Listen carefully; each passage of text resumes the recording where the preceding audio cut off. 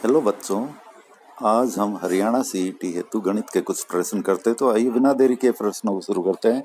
पहला प्रश्न है, चीनी के मूल्य में 10% की कमी होने के कारण एक व्यक्ति 810 रुपए में 3 किलोग्राम चीनी अधिक खरीद सकता है। तो देखिए, 810 रुपए का 10% निकालिए। पहला काम हमारा क्या है, 810 का 10%। तो 810 गुणा 10/100, इतनी रुपए उसके पास बचत होगी जिसमें वो 3 किलो चीनी खरीद पाएगा, क्योंकि मूल्य कम हो गया। तो 81 रुपए बचे उसके पास, और उसमें 3 किलो चीनी आ रही है। तो 1 किलो चीनी कितने की आई? अब घटा हुआ जो मूल्य है 10% कमी के बाद का, 27 रुपए। लेकिन इन्होंने पूछा क्या है, आरंभिक मूल्य बताइए।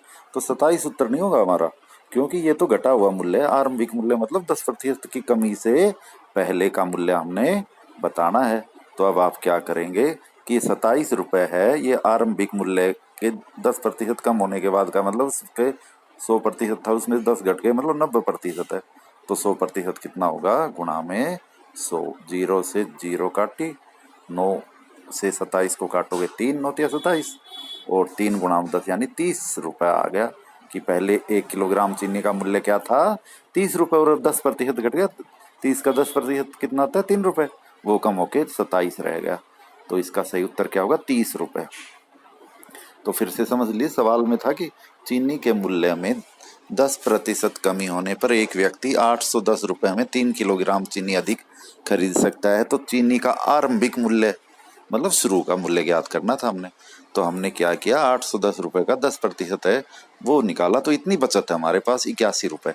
जितनी हम पहले खरीदने थे उतनी तो खरीद ली, अब 81 रुपए बचे हुए हैं। इसमें हम 3 किलो चीनी अब घटे हुए मूल्य पर खरीद रहे हैं। तो 1 किलो चीनी का घटा हुआ मूल्य कितना हो गया, 81/3, 27 रुपए। और अब 27 रुपए है वो पहले के मूल्य से 10% कम होने के बाद का है, मतलब पहले के मूल्य का 90% है ये। तो पहले का मूल्य 100% कितना हो जाएगा, 27/90 गुणा में 100। अगला प्रश्न है, दो संख्याओं का योग और गुणनफल क्रम से 12 और 35 है, तो उनके व्युत्क्रमों का योग यानी उनके रेसिप्रोकल का जो सम है ना, वो हमने ज्ञात करना है। तो इसके लिए सीधा ही आप याद रख लीजिए शॉर्टकट में कि दोनों संख्याओं का योग है वो अपॉन में उनका गुणनफल।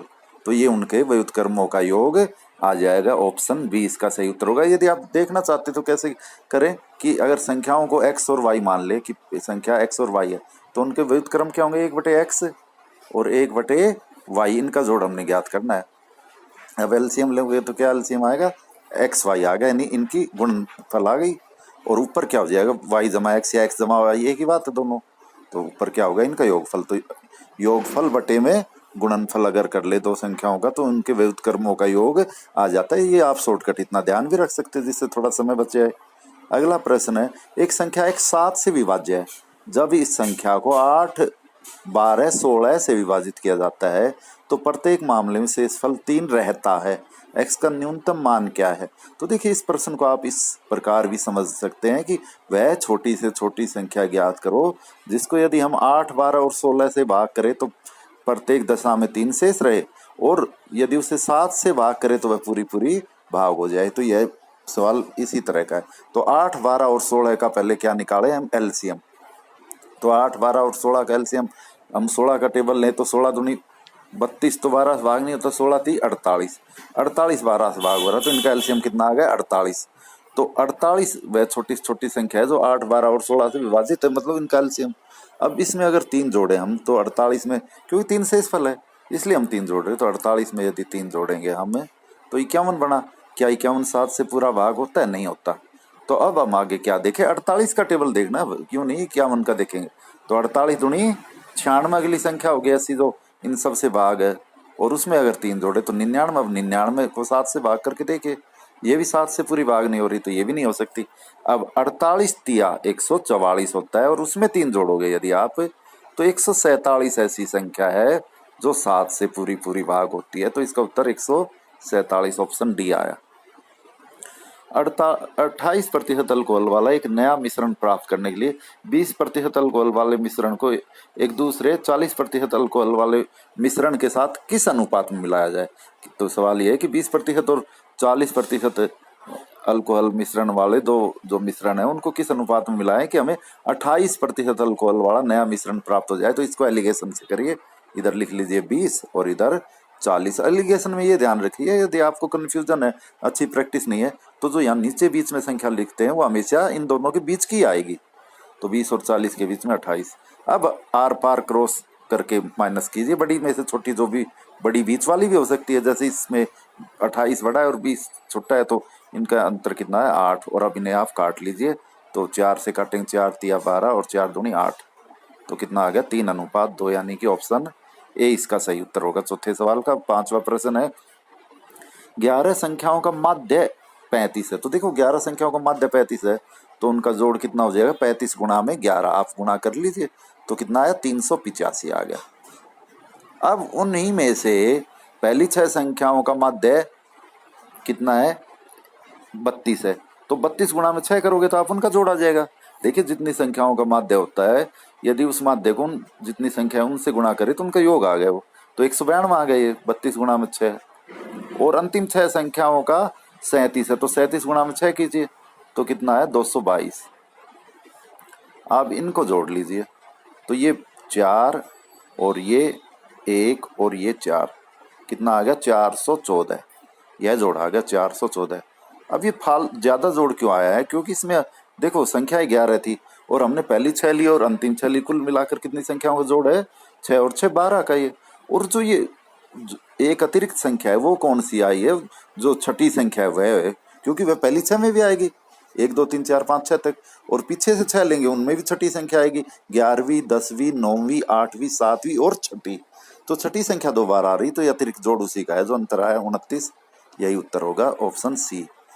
तो ये छठी संख्या का जो मान था वो आ गया। अगला प्रश्न, एक दुकानदार एक किताब को अंकित मूल्य पर 10% की छूट पर बेचकर 12% लाभ अर्जित करता है। तो देखिए आगे क्या है, किताब के लागत मूल्य का किताब के अंकित मूल्य से कितना अनुपात है, तो लागत मूल्य मतलब क्रय मूल्य, क्रय मूल्य 100 रुपये मान लेते हैं यदि हम।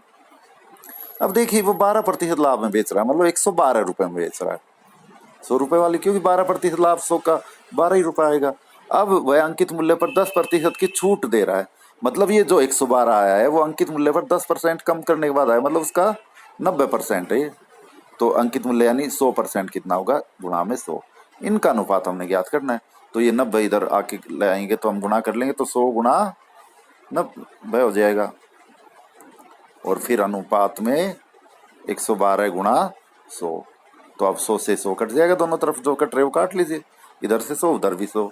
अब 90 और 112 बचे, ये 2 से कट रहे हैं बस, तो 90 को 2 से काटा 45, और 112 को 2 से काटोगे तो 56, तो 45 अनुपात 56, ऑप्शन ए इस छठे प्रश्न का सही उत्तर होगा। 7वां प्रश्न, 3 वर्ष पहले 5 व्यक्तियों वाले एक परिवार की औसत आयु 17 वर्ष थी।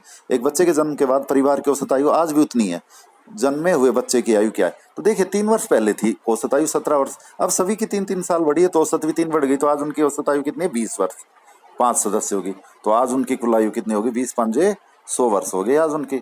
अब एक बच्चा और पैदा हो गया परिवार में, तो सदस्य कितने हो गए 6, और औसत आयु आज भी उतनी है, मतलब 17 वर्ष है, तो आज बच्चे सहित उनकी कुल आयु कितनी होगी 17 गुणा में 6, 102 वर्ष। तो ये फालतू जो आई है 100 से वो बच्चे की आयु है, तो घटा लीजिए कितना आ गया 2 वर्ष। तो बच्चे की आयु पूछी थी इसमें, तो सी आ गया 2 वर्ष। यदि एक परीक्षा में 63% अंग्रेजी में उत्तीर्ण हुए तो पास कितने हैं इंग्लिश में, इंग्लिश में पास है 63%। यदि कुल 100 मान ले हम, तो पास 63 हुए हैं, तो बाकी फेल है, तो कितने फेल हुए 100 में 63 घटाओगे 37, ये इंग्लिश में। ऐसे ही गणित में जो है पास है 65, मैथ में पास दिए हैं 65, तो वही 100 माना हुआ हमने, तो गणित में फेल कितने हुए बाकी 35, ये हो गया। प्रश्न एक बार फिर पढ़ देता हूँ पहले, यदि एक परीक्षा में 63% प्रतियोगी अंग्रेजी में उत्तीर्ण हुए, 65% गणित में उत्तीर्ण हुए और 27% दोनों विषयों में अनुत्तीर्ण हुए, अनुत्तीर्ण है यहाँ पर, वो पहले दोनों जगह उत्तीर्ण थे, तो कुल कितने प्रतिशत प्रतियोगी उत्तीर्ण हुए। तो देखिए ये फेल है और ये फेल है, और इनमें से 27 ऐसे जो दोनों में फेल है, तो अगर हम इंग्लिश के 37 में से 27 घटा दे तो केवल इंग्लिश में फेल कितने बचे 10। ऐसे ही गणित के 35 में 27 जो दोनों में फेल है वो घटा दे तो केवल गणित में फेल कितने हुए 8, और दोनों में फेल कितने हैं 27, तो कुल फेल आ गए 27 और 8 और 10 यानी 45, यानी कुल फेल विद्यार्थी 45% है। तो बाकी 100 में से 45 घटा लोगे तो पास कितने हो गए 55%। ऑप्शन डी इसका सही उत्तर हुआ कि 55% विद्यार्थी ऐसे हैं जो दोनों विषयों में पास है। अगला प्रश्न है, यदि 3 पुरुष अथवा 6 स्त्रियां एक काम को 16 दिनों में कर सकते हैं। देखिए 3 पुरुष अथवा दिया है यहाँ पर, इसे आप ध्यान रखिए। तो इसका मतलब 3 मैन जितना काम कर रहे हैं उतना ही 6 वुमेन कर रही है, 6 स्त्रियां कर रही है। तो इनकी अब मैन अपॉन वुमेन की यूनिट आ जाएगी, से एम अपॉन डब्ल्यू आ गया। डब्ल्यू इधर लाए तो अपॉन में आएगा, और इधर 6 था और ये 3 उधर जाएगा तो अपॉन में आएगा।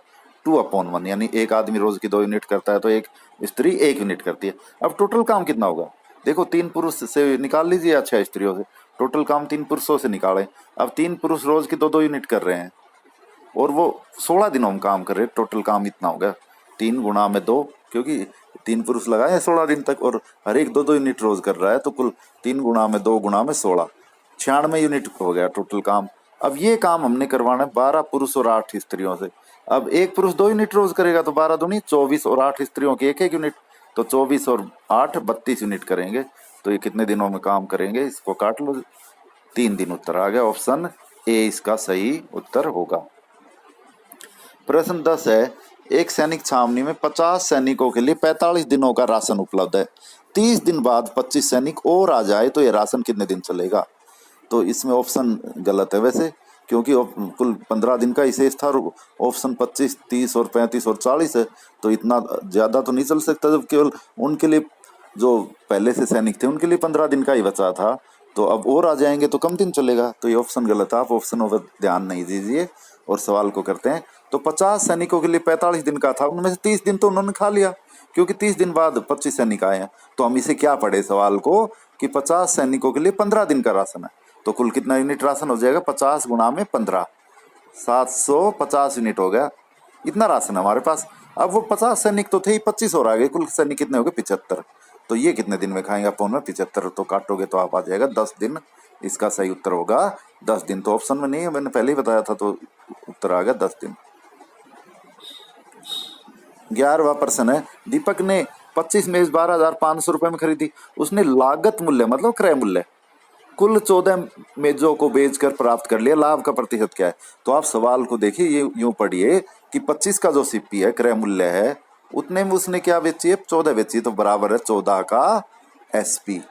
तो ये सवाल है। अब आप सीधा शॉर्टकट लगा लीजिए। ऐसे सवालों में क्या होती है कि जो अंतर है वो इनका 11 अपन में हमेशा एसपी की वस्तुएं लेना, अपने ये रट के याद रखना है कि अपन में एसपी की वस्तु गुणा में 100। अब आप इसे काटोगे तो लगभग उत्तर आएगा, क्योंकि पूरा पूरा भाग नहीं होगा, तो 78.5% आ जाएगा। आप इसे काटोगे तो पहले 2 से काटेंगे तो ऊपर हो गया 50 और अपॉन में 7, यानी 550/7 आएगा, तो 78.5 लगभग उत्तर आएगा। तो ये इसका उत्तर होगा। ये शॉर्टकट आप ध्यान रखिए। अगला सवाल है, राम और मोहन एक काम को 18 दिन में, राम और मोहन मिलकर कितने दिन में कर रहे हैं, 18 दिन में। मोहन और अब्दुल 24 दिन में, और राम और अब्दुल 36 दिन में। तो हमारा पहला काम क्या है, 18, 24 और 36 का हम एलसीएम ले, लघुत्तम ले। तो 18 से 36 भाग हो रहा है, बड़ी वाली संख्या है वो, तो 36 इन दोनों का हो गया। लेकिन 24 के साथ और लेना, तो 36 का टेबल अब आ गया। लीजिए 36 दूनी 72, तो 72 एलसीएम आ गया। तो टोटल हम 72 यूनिट काम मान ले। तो ये 18 दिनों में कर रहे हैं मिलके, तो रोज की कितनी होगी, 72/18, 4 यूनिट करेंगे। ये 24 दिन में करे 72 यूनिट, तो रोज कितनी करेंगे, 72/24, 3। और ये 36 दिन में तो रोज की कितनी करेंगे, 2। तो कुल कितनी यूनिट आई इनकी, रोज की 9 आई। लेकिन इसमें अब एक ध्यान आपने रखना है, यहाँ है हमारे पास राम और मोहन की यूनिट, ये है मोहन और अब्दुल की, और ये है अब्दुल और राम की। तो 2-2 बार नाम आ रहे हैं, इनको जोड़ेंगे हम, तो ये इनका 2 दिन का काम आया 9 यूनिट। तो इनका 1 दिन का काम कितना हो जाएगा, 9/2। 2 दिन का क्यों आया, एक बार फिर समझ लीजिए, क्योंकि राम और मोहन प्लस में मोहन और अब्दुल प्लस में राम और अब्दुल, तो सभी 2-2 बार नाम आ रहे। राम मोहन है वो भी 2 बार हो जाएगा, राम भी और मोहन भी और अब्दुल भी, तो उनका 2 दिन का काम होगा फिर ये। तो 1 दिन का काम 9/2 यूनिट आ गई।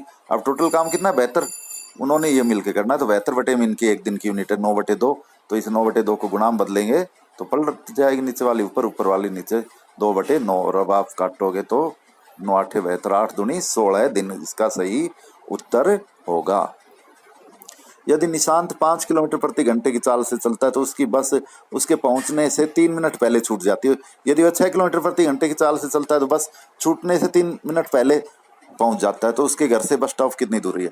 तो देखो, हम वैसे समझाने के लिए मैं आपको कह रहा हूँ, मान ले 9 बजे उसे पहुंचना था, तो 3 मिनट पहले बस छूट गई, मतलब कितने पहुंचा वो? 9:03 पर यहाँ पहुंचा। और दूसरी स्थिति में 3 मिनट पहले पहुंचा है वो, जब तेज चला है, तो कितने पे पहुंचा वो? 8:57 पे। तो अब 8, ये दोनों स्थितियां, इनमें समय का अंतर कितना आ गया? 6 मिनट। अब मिनट को हम घंटा बनाए, क्योंकि हमारे पास चाल किस में दे रखी है? किलोमीटर प्रति घंटा में। तो जो समय है वो भी घंटे में होना चाहिए। तो 6 मिनट मतलब 6/60 घंटा है ये। पहली बात आप यहाँ तक समझ लीजिए, यानी 1/10 घंटा इन दोनों समयों का अंतर है। अब हम क्या करें कि घर से बस स्टॉप की दूरी x किलोमीटर मान ले, तो x बटे में पहली चाल कितनी थी? 5, जो धीरे है वो, और घटा में x बटे में जो दूसरी चाल तेज है वो बाद में लेनी है, 6। और इन दोनों का जो ये समय आया, देखो x दूरी है और 5 किलोमीटर और 6 किलोमीटर चाल है, तो हम दूरी को चाल से भाग कर रहे हैं, तो क्या आएगा? समय। तो ये समय आ गया, और इन समय का अंतर कितना दे रखा है? 1/10। अब आप x की वैल्यू निकाल लीजिए, वही इसका सही उत्तर हो जाएगा। तो एलसीएम लेंगे आप, 5, 6 और 10 का कितना आ जाएगा? 30 आएगा। सब जगह 30 से गुणा करोगे तो यहाँ आ जाएगा 30 गुणा में x/5 यानी 6x, घटा में यह हो जाएगा 5x बराबर है 30/10 यानी कि 3। तो x बराबर है कितना आ गया? 3 किलोमीटर आ गई दूरी इसकी घर और बस स्टॉप की। अब अगला सवाल, यदि एक पतंग के विकर्णों की लंबाई क्रम से 16 सेंटीमीटर और 18 सेंटीमीटर हो तो उस पतंग का क्षेत्रफल कितना होगा? तो इसके लिए आप फॉर्मूला यदि आपके याद है तो लगा दीजिए बस सीधा ही, कि 1/2 गुणा में d1 इंटू d2। तो अब इसे आप काटोगे तो 1/2 गुणा में 16 गुणा में 18, तो काटने पर कितना आ जाएगा? ये 9 से कट गया, 16 निमा 144 वर्ग सेंटीमीटर। तो ये फार्मूला था कि ये पतंग के विकर्णों की लंबाई दे रखी, मतलब ये रोम्बस है, तो रोम्बस मतलब समचतुर्भुज। तो इस समचतुर्भुज का अगर दोनों विकर्ण पता हो तो क्षेत्रफल का फार्मूला क्या है? 1/2 गुणा पहला विकर्ण गुणा दूसरा विकर्ण। तो वो लगाया सीधा हमने बस। 15वां सवाल, 36 वस्तुओं का क्रय मूल्य 48 वस्तुओं के विक्रय मूल्य के बराबर, कि 36 का सीपी है वो 48 के एसपी के बराबर, ये दिया है हमारे पास। तो ऐसे में शॉर्टकट अभी पीछे बताया था। अच्छा, इसमें अगर हमने फैसला करना है कि लाभ हो गया हानि, तो देखिए 36 हम जितने में लाए थे उतने में 48 दे रहे हैं, हम ज्यादा वस्तुएं दे रहे हैं, तो इसका मतलब हानि हो रही है, तो हानि प्रतिशत निकलेगा भी। तो अंतर यानी कि एसपी और सीपी का जो वस्तु है उनका अंतर यानी 12 अपोन में हमेशा एसपी की वस्तु 48 और गुणा में 100। तो इसे आप काटोगे तो कितना आ जाएगा? 25%। ऑप्शन ए इसका सही उत्तर हुआ। तो ये आज के 15 प्रश्न थे। धन्यवाद।